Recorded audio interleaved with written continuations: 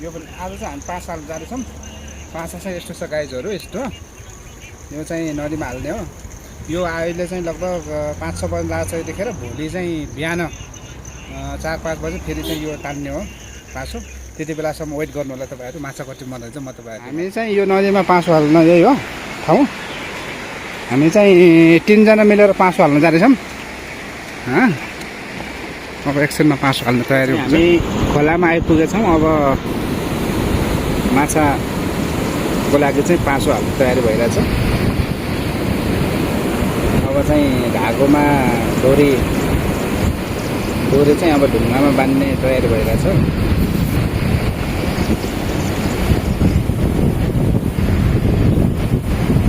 माछा कति पर्छ होला त्यो चाहिँ भोलि बिहान हुन्छ। अहिले चाहिँ यसरी राख्नुपर्ने हुन्छ।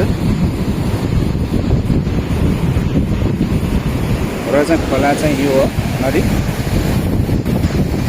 चाहिँ यस्तो छ। माथिबाट आइरहेको छ नदी। अब हाल्ने तयारी हुँदैछ है, हाल्ने तयारी हुँदैछ।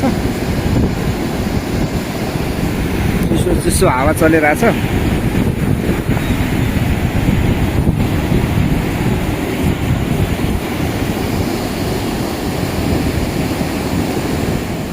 अब चाहिँ पासो हाल्ने तयारी छ। उहाँले हाल्नु लानु भएको छ पासो। ल मिलाएर हाल्नु होला है, मिलाएर फाल्नु छ। मिलाएर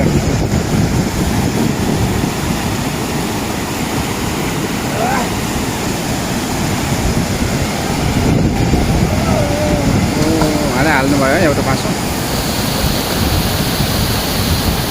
उहाँले हाल्दै हुनुहुन्छ।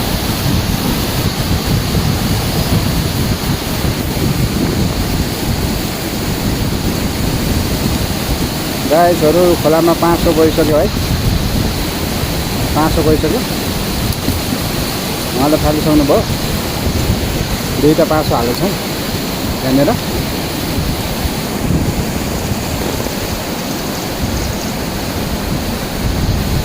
अब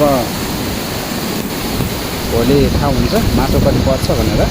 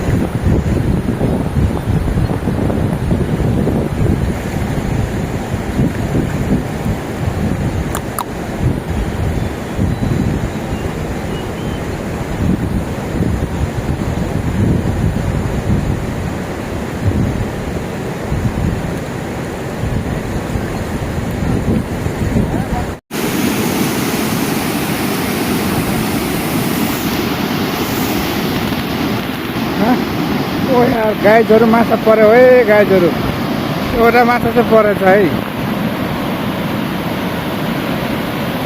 यहाँ लाउने यहाँ त्यो केले खाएछ त फेरि है। ओ यार गाइजहरू माछा है, माछा हेर्नु होला है। एउटा माछा परेछ है, कतिलो परेछ। अरू ठाउँमा कति परेछ हेर्नै बाँकी छ। गाइजहरू माछो है, गाइजहरू माछो परेछ। फुटेछ फेरि। राख्नु यता। लो माछा परेछ नि गाइज, एउटा 1 किलोको।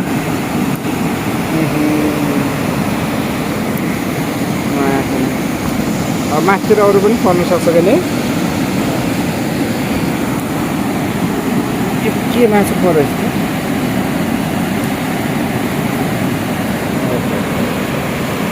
झल्यो माछा।